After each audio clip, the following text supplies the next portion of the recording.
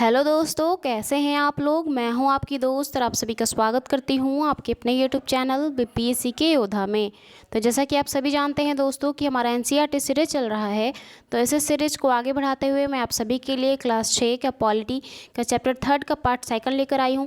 तो इस पार्ट को स्टार्ट करने से पहले मेरा आप सभी से एक रिक्वेस्ट है कि अगर आप मेरे चैनल पर पहली बार आए हैं तो मेरे चैनल को सब्सक्राइब कीजिए। मेरी वीडियोस अच्छी लगती हैं तो मेरे वीडियोस को लाइक कीजिए और इन्हें शेयर करना ना भूलिए दोस्तों। तो चलिए आज का वीडियो स्टार्ट करते हैं। तो हमारा जो चैप्टर चल रहा था दोस्तों उसका नाम था सरकार क्या है। तो हमने देखा कि सरकार किस तरीके से बनाए जाते हैं, सरकार का क्या कार्य होता है, सरकार जनता के लिए क्या क्या कार्य करती है ना। उसके बाद हमने देखा कि सरकार के अगर उन्हें इतना सारा कार्य करना होता है तो उनका स्तर क्या होता है और कितने जो है उनको 3 स्तर पे हमने देखा था, केंद्र, राज्य और स्थानीय स्तर पे, है ना। उसके बाद देखा कि जो है जो सरकार होती है वो किस प्रकार की होती है, उसका प्रकार क्या होता है, राजतंत्रात्मक होती है, लोकतंत्रात्मक होती है दोस्तों, है ना। इस तरीके से हमने जो है सरकार के बारे में जाना। अभी तक का जो हमने इसका फर्स्ट पार्ट देखा उसमें हमने ये इन सब के बारे में जाना। लेकिन अभी जो हम देखेंगे दोस्तों इसका सेकंड पार्ट है। उसका जो पहला टाइटल है दोस्तों वो है जो है लोकतांत्रिक सरकार। तो हमने हालांकि ओवरव्यू देख लिया है कि लोकतांत्रिक सरकार किसको कहते हैं या फिर राजतंत्रिक जो होती है वो सरकार किस प्रकार की होती है। तो हमने देखा था पिछले वीडियो में दोस्तों कि लोकतांत्रिक मतलब कि जो लोगों के द्वारा चुनते हैं, जो वोट देकर आते हैं, लोगों के माध्यम से जो हमारे चुने जाते हैं सरकार और शासन करते हैं, वो लोकतांत्रिक होती है। जबकि राजतांत्रिक में हमने देखा था कि जो राजा या रानी द्वारा शासन किया जाता है और उस शासन में जो भी जो है उनके द्वारा निर्णय लिए जाते हैं उसमें अगर जनता का कोई हस्तक्षेप नहीं होता है तो उसे जो है राजतंत्रात्मक शासन बोलते हैं। और उसमें जनता का कोई अधिकार नहीं होता है या फिर उनको बिल्कुल ब्यौरा देने का जो है नहीं होता है कि आपने कोई भी कार्य क्यों किया, किस लिए किया, है ना। इस प्रकार की कोई जवाबदेही राजतंत्रात्मक शासन में नहीं होती है। जबकि लोकतंत्रात्मक शासन में आपको जवाबदेही देनी पड़ती है कि अगर आप ये कानून ला रहे हो तो इसके पीछे का कारण क्या है, क्यों ला रहे हो, इससे जनता की क्या भलाई है ना। तो इस प्रकार की जो है चीज़ें हमने देखी दोस्तों। लेकिन अभी जो हम देखेंगे उसको आइए देखते हैं दोस्तों। इससे पहले मैंने आप सभी से कल लोकतंत्र का जो है डेफिनेशन पूछा था। अब्राहम लिंकन द्वारा दिया गया था, to the people, by the people, for the people. लोगों का, लोगों के लिए, लोगों द्वारा किया गया शासन को ही लोकतंत्र बोलते हैं दोस्तों, है ना। भले ही सरकार लोग जो है वोट के माध्यम से चुनती है, जो लोगों द्वारा चुना जाता है। या फिर हम लोकतंत्र को ऐसे भी समझ सकते हैं दोस्तों कि जहाँ पे नागरिकों को जो है वोट देने का अधिकार होता है, सभी वयस्क नागरिकों को जो 18 वर्ष से ऊपर के होते हैं उन्हें सभी को, या फिर वो स्त्री हो, पुरुष हो, है ना, गरीब हो, अमीर हो, सभी को वोट देने का अधिकार होता है। वो लोकतंत्रात्मक राज्य होता है दोस्तों। हालांकि अभी भी बहुत सारे ऐसे आप देश के उदाहरण देखेंगे जहाँ पे लोकतंत्र बस कहने का है, वहाँ पर ऐसा कुछ होता नहीं है।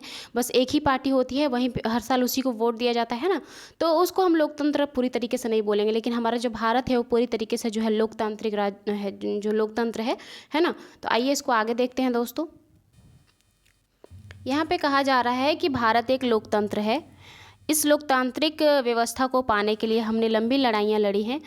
संसार में और भी कई देश हैं जहां लोगों ने लोकतंत्र लाने के लिए जो है संघर्ष किए हैं। ऊपर बताया जा चुका है कि लोकतंत्र की मुख्य बात क्या है और लोगों के पास अपने नेता को चुनने का जो है शक्ति होती है, इसी को लोकतंत्र कहते हैं। इसीलिए जो है एक अर्थ में लोकतंत्र जो है लोगों का ही शासन होता है। तो अगर हम एक वर्ड में बोलना चाहें कि लोकतंत्र क्या है तो लोकतंत्र लोगों का शासन जो है, लोगों के द्वारा शासन किया जाता है। भले ही वहाँ पे प्रतिनिधित्व कोई और करता है लेकिन वो लोगों द्वारा जो है वोट देकर चुना जाता है ना। उसको लोकतंत्र बोलते हैं दोस्तों।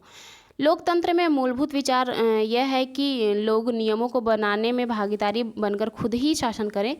आज के समय में लोकतांत्रिक सरकार को प्रायः प्रतिनिधि लोकतंत्र कहते हैं। प्रतिनिधि मतलब क्या हुआ, अगर आपको कुछ कार्य करवाना है दोस्तों किसी से, है ना, तो आप खुद ना जाकर आप जो है उस कार्य को करने के लिए किसी और को वहाँ पे भेजते हैं और वो व्यक्ति जिसको आप वहाँ पे चुनते हैं इस कार्य के लिए वो करता है, तो उसको बोलते हैं प्रतिनिधि, है ना।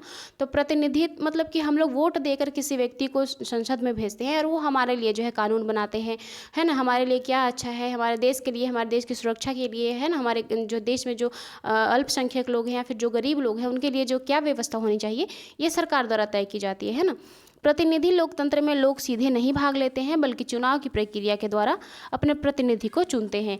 वोट एक बहुत ही बोले तो लोकतंत्र में आम जो बात है कि जहाँ पे लोकतंत्र है वहाँ पे आपको वोट देखने को मिलेगा ही। वोट देना हर वयस्क नागरिक का अधिकार होता है, या फिर उसके पास धन दौलत हो ना हो, है ना, वो दिवालिया नहीं होना चाहिए दोस्तों। और बाकी वो किसी भी परिस्थिति में वोट दे सकता है अगर वो 18 वर्ष का हो चुका है ना। ये प्रतिनिधि मिलकर सारी जनता के लिए निर्णय लेते हैं।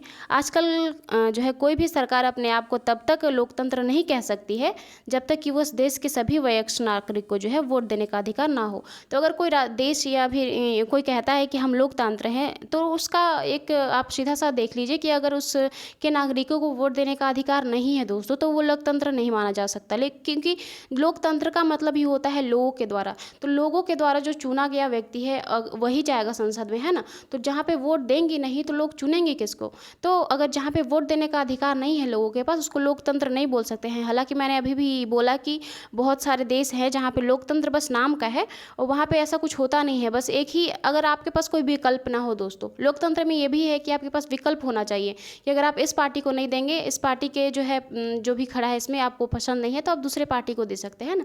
लेकिन जहाँ पे बस एक ही पार्टी हो, जैसे कि अगर हम चीन की बात करें, चाइना की बात करें, तो ऐसे स्थिति में लोकतंत्र बस नाम की रह जाती है। वहाँ की अगर हम कुछ भी बोले तो वो लोकतंत्र जैसा नहीं होता है दोस्तों।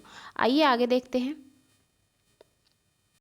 लेकिन अभी आपने ये तो आपको पता होगा कि सभी नागरिकों को वोट देने का अधिकार है दोस्तों, लेकिन इस अधिकार के लिए बहुत ज़्यादा संघर्ष किया गया है, तब जाकर ये अधिकार समान रूप से सभी लोगों को मिला है ना। तो पहले ऐसा नहीं था। पहले था कि कुछ गिने चुने लोगों को ही वोट देने का अधिकार होता था, जैसे कि जो संपत्ति है जिनके पास, है ना, उसमें महिलाओं को बिल्कुल ही छोड़ दिया गया, महिलाओं को अधिकार नहीं था वोट देने का। और अगर बात करें तो पुरुषों को अधिकार था, वो भी उसमें जो गरीब लोग हैं उनको अधिकार नहीं था। तो हमारे देश की आधी जनसंख्या, आधी से ज़्यादा गरीब है, उसमें जो आधी से ज़्यादा महिलाएं हैं, तो अगर आधी से ज़्यादा जनसंख्या को ही वोट देने का अधिकार नहीं होगा, तो बस गिने चुने लोग वोट देंगे, तो उसको हम लोकतंत्र नहीं बोल सकते, है ना। तो हालांकि बहुत सारे ऐसे आप देश देखेंगे जहाँ पे देश आज़ाद तो हो गया, लोग कहने को लोकतंत्र है, लेकिन वहाँ पे वोट देने का महिलाओं को अधिकार बहुत बाद में दिया गया है। तो इसको भी हम इस चैप्टर में देखेंगे दोस्तों। तो वही यहाँ पे कहा जा रहा है कि लेकिन हमेशा ऐसा नहीं था। क्या आप विश्वास कर सकती हैं कि एक समय ऐसा था जब लोकतांत्रिक सरकारें औरतों और गरीबों को चुनाव में भाग नहीं लेने देती थी।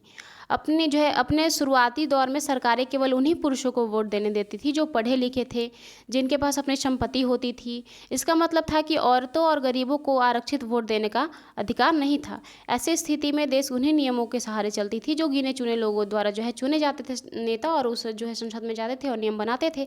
तो क्योंकि हमारे अब भारत को ही देख लीजिए, अगर पूरे धन का हम बोले तो जितने भी संपत्ति है उसका अगर हम बोले तो 70% अमीरों के पास है, और 25% में बाकी जो नॉर्मल लोग हैं उनके पास है। तो क्या हुआ, गरीब लोग की मेजोरिटी तो ज़्यादा है ना। अगर गरीब का उनकी संख्या ज़्यादा है तो अमीर कितने भी अमीर हो गए, उनकी संख्या तो कम है। तो अगर जनसंख्या के आधार पे कोई भी निर्णय लेना चाहिए, तो ऐसा नहीं था कि पहले के जो थे कि वोट देने का तो अधिकार था, लेकिन गिने चुने लोगों को था। जो गरीब थे उनको बिल्कुल नहीं था। उसमें भी पुरुष को जिनके पास अच्छी खासी धन संपदा हो उनको वोट देने का अधिकार था। इससे महिलाओं को बिल्कुल ही वंचित कर दिया गया था। तो इस प्रकार के दोयम दर्जे का व्यवहार होता था, जिसकी वजह से वोट के लिए संघर्ष हुआ था, है ना। आइए आगे देखते हैं। भारत में आज़ादी से पहले वोट देने का अधिकार ऐसे ही सीमित था, है ना। तो यहीं पे बताया जा रहा है कि भारत में आज़ादी से पहले बहुत ही कम लोगों को वोट देने का अधिकार था। इसीलिए जनता ने संगठित होकर इस अधिकार की मांग की। गांधी जी समेत कई नेताओं ने इस अन्यायपूर्ण व्यवहार का विरोध किया कि भाई ये तो गलत है कि आप कुछ सीमित लोगों को ही वोट देने का अधिकार दे रहे हो। जिसके पास संपत्ति नहीं है, क्या उनको अधिकार नहीं है ना। क्या वो अधिकार, जो संपत्ति वाले हैं वही बस अधिकार लेकर पैदा होते हैं ना। उन्होंने भी जोर शोर से यह मांग उठाई कि भाई हर किसी को अधिकार देना है वोट देने का, अगर वो वयस्क है ना।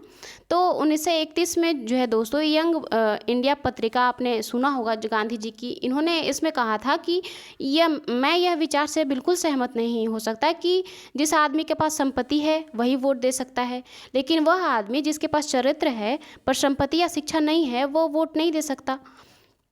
या जो दिन भर अपना पसीना बहाकर ईमानदारी से काम करता है वो वोट नहीं दे सकता, क्योंकि वह गरीब है। तो गरीब होना क्या गुनाह है? गांधी जी ने कहा कि गरीब होना कोई गुनाह नहीं है। अगर गरीब हो तो इसमें उसकी क्या गलती है ना। आप कोई गरीब गरीब है तो इसमें उस व्यक्ति की क्या गलती है, उसकी परिस्थिति ऐसी है ना। तो गरीब होना कोई गुनाह नहीं है जिसकी वजह से आप उसके अधिकार छीन लो।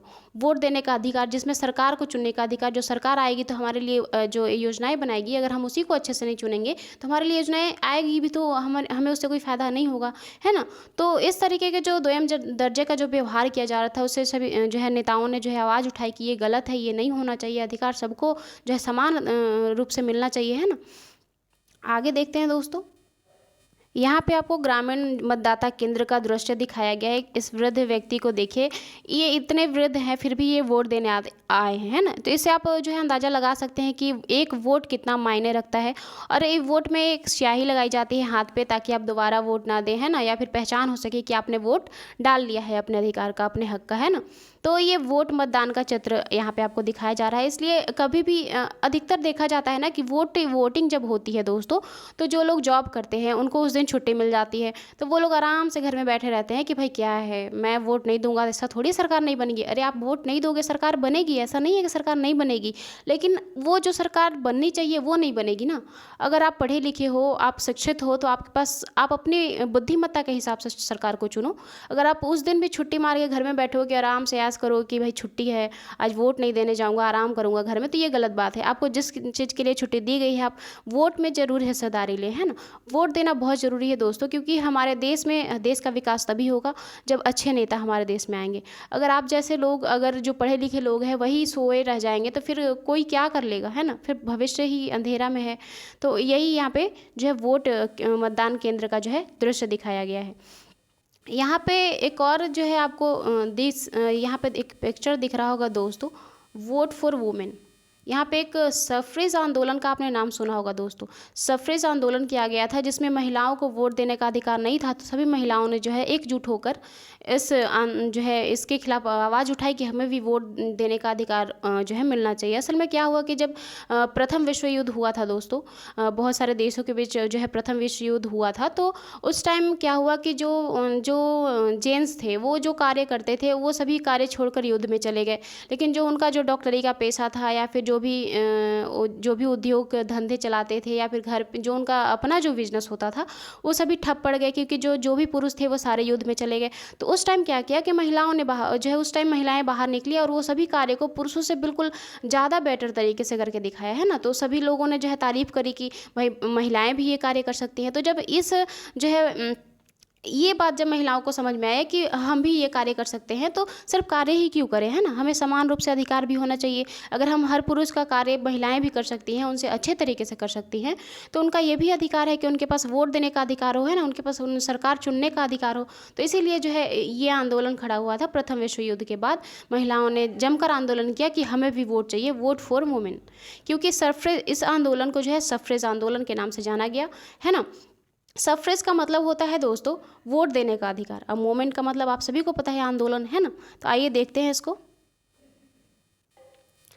संसार में कहीं भी सरकार ने स्वेच्छा से अपनी शक्ति लोगों में के साथ नहीं बांटनी चाहिए, है ना। कोई भी व्यक्ति नहीं चाहेगा कि उसकी शक्ति का बंटवारा हो, उसकी शक्ति में कोई और भागीदारी हो, या फिर कोई ऐसा व्यक्ति जो नहीं चाहेगा कि हमारे जो किसी के पास अगर कोई प्रॉपर्टी है दोस्तों, तो वो अधिकतर चाहेगा कि ज़्यादा से ज़्यादा मेरे पास ही रहे, है ना। तो पूरे यूरोप और अमेरिका में महिलाओं और गरीबों को सरकार के कार्यों में भागीदारी के लिए संघर्ष करना पड़ा।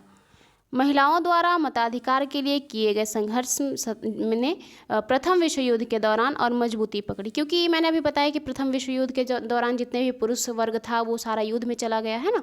तो उसके जगह महिलाओं को बुलाया गया कि भाई महिलाओं को कि उनके कार्य को आप संभालो। तो जब देखा है कि इन्होंने तो जो है पुरुषों से अच्छी तरीके से इस काम को संभाला है, तो कहा गया कि भाई इनकी योग्यताओं को हमने क्यों नहीं जो है देखा, है ना। हमने इनको एक जो है कम आंका कि जो पुरुष कर सकते हैं वो महिलाएं नहीं कर सकती हैं। एक रूढ़िवाद धारणाएं बन गई थी, है ना। तो इस धारणा को तोड़ने में तो समय लग गया, लेकिन टूट गया। उसके बाद जो है महिलाओं ने जमकर आवाज़ उठाई कि हमें भी अधिकार चाहिए, है ना।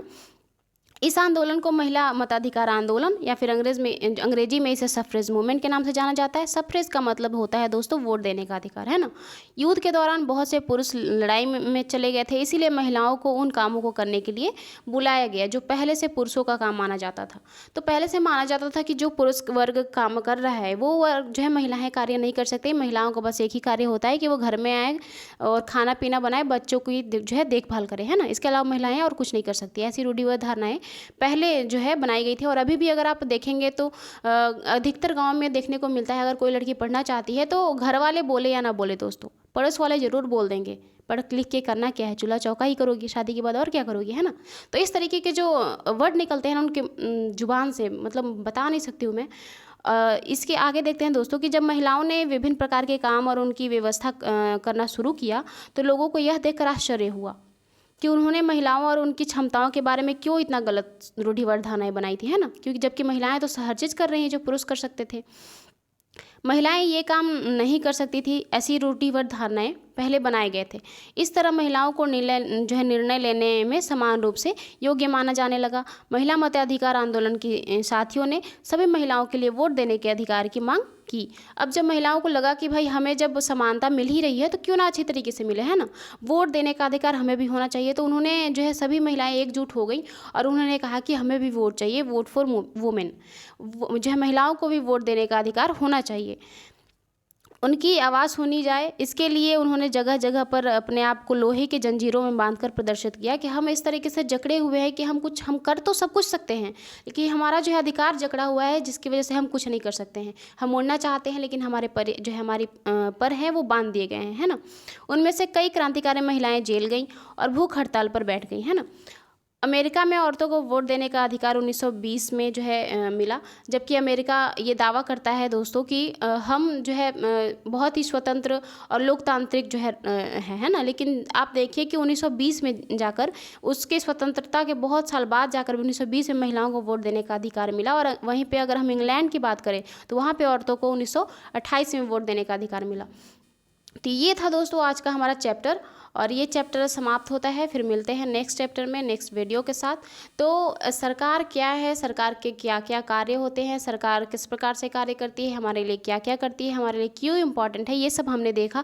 उसके बाद देखा दोस्तों हमने कि सरकार के स्तर क्या होते हैं, केंद्र राज्य पे अलग, केंद्र पे अलग उनका कार्य होता है, राज्य पे अलग होता है, और जो है स्थानीय स्तर पर भी उनका कार्य होता है। चूँकि दोस्तों सरकार का जो है विस्तृत कार्य क्षेत्र बहुत ही विस्तृत होता है, तो किसी एक के बस की बात नहीं है।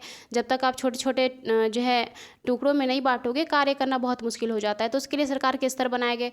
उसके बाद हमने देखा कि जो है सरकार के प्रकार की किस प्रकार की सरकार होती है, राजतंत्रात्मक, लोकतंत्रात्मक। तो हमने राजतंत्रात्मक और लोकतंत्रात्मक को जो है विस्तृत से जाना। उसके बाद हमने देखा कि जो है लोकतांत्रिक राज जो है कैसे होते हैं। उसके बाद देखा कि जब भारत के बारे में कि यहाँ पे वोट देने का अधिकार कब मिला, और जो है वोट देने का अधिकार जो है अमेरिका में, इंग्लैंड में कब मिला। इस तरीके के जो है हमने इसमें बहुत सारे जो है चीज़ों के बारे में पढ़ा। तो ये चैप्टर हमारा समाप्त होता है दोस्तों, और अगले चैप्टर में मिलेंगे नेक्स्ट वीडियो के साथ। हमारा वीडियो एंड तक देखने के लिए thank you so much. Bye, take care.